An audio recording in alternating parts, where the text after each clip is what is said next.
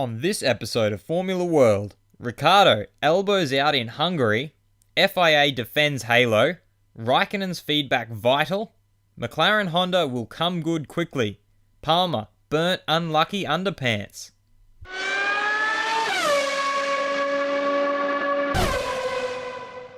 First up on Formula World, Ricciardo elbows out in Hungary. Daniel Ricciardo seems to be riding a wave of joy at the moment as his season has exceeded his own expectations. Heading into the summer break, Ricciardo gave an insight into how he feels the race might unfold in Hungary, as well as his social life on the streets of Budapest. This track means elbows out for sure, as there are 3 key places where you can overtake.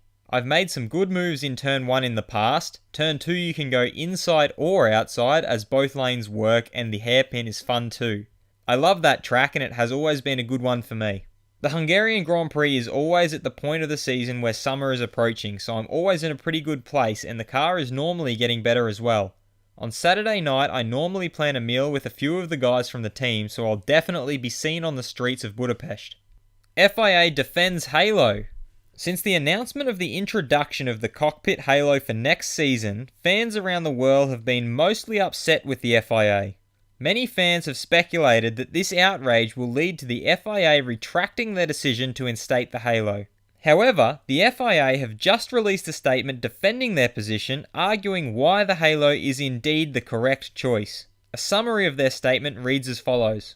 Head protection in single-seater competition has been an area of concern for many years. Motorsport by nature involves risk, but it is the mission of the FIA to continually strive to minimize that risk.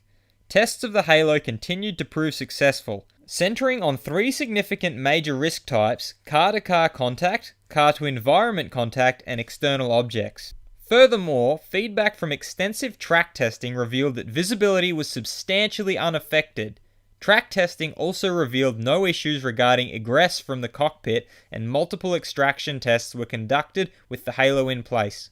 The latest design of the halo will now be further refined ahead of its introduction in 2018 in a joint effort between teams, drivers, and FIA.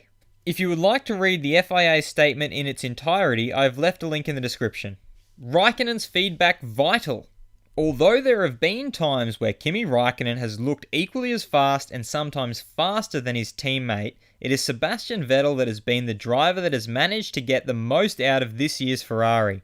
But Vettel isn't quick to dismiss his partner, saying that it is highly valuable having a teammate who he sometimes differs with. Vettel elaborated on their partnership. We are both racing for ourselves to score points or win races. For the team in general, it's great to have 2 cars running. Obviously, he's having a different impression after some runs about the car, about the track, about what the car needs, etc., and pushing development in a little bit different direction, but sometimes it needs that. I think it's better if you have 2 sources and you can't agree on everything. I think we agree on most of it, not on everything, but it's also good as you question where you are, where you need to go, what's right, what's wrong. McLaren Honda will come good quickly. Despite the McLaren-Honda partnership not delivering on its expectations, not everyone has written them off just yet. Head of Mercedes Power Unit team, Andy Cowell, is hedging his bets that they could become competitive in a very short amount of time. I think none of us should underestimate the technical prowess of Honda and of McLaren, and I think my money is on that combination coming good and coming good pretty quickly. Palmer burnt unlucky underpants. Clearly, it's not been a good season for Jolyon Palmer, and coming off yet another disappointing result at his home Grand Prix last round, he again has to bring hope that his next race, this time in Hungary, will bring better luck. Hopefully I can have a change of luck and finally get some points. I have burnt the unlucky underpants, so they are now out of the way. I'm not superstitious, but you have to say this run of bad luck has to end.